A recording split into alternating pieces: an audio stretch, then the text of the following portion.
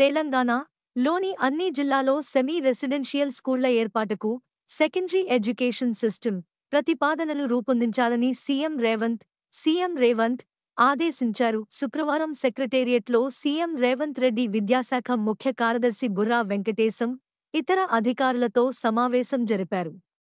ఈ సమావేశంలో అధికారులకు సీఎం కీలక ఆదేశాలు జారీ చేశారు. సొంత గ్రామాల్లోనే విద్యార్థులు చదువుకునేలా వీలు కల్పించాలని సూచించారు.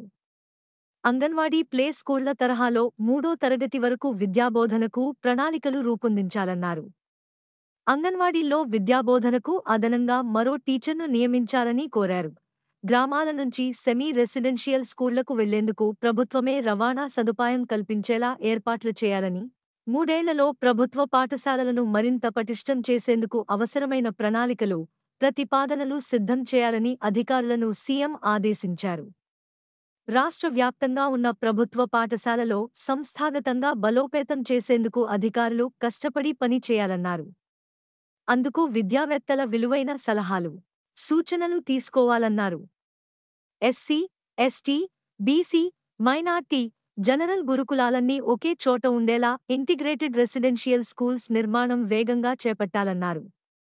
ప్రతి నియోజకవర్గంలో సుమారు 20 ఎకరాల్లో వీటిని నిర్మించనున్నట్లు తెలిపారు.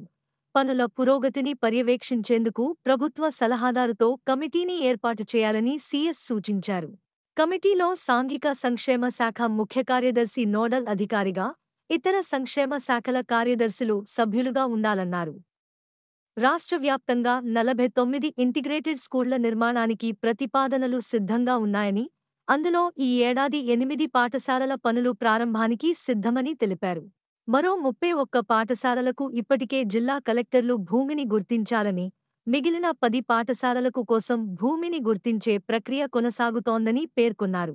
మన ఛానల్కి సబ్స్క్రైబ్ చేసుకోండి, లైక్ చేయండి మరియు కామెంట్ చేయండి. మీ సపోర్ట్ మాకు చాలా ముఖ్యం.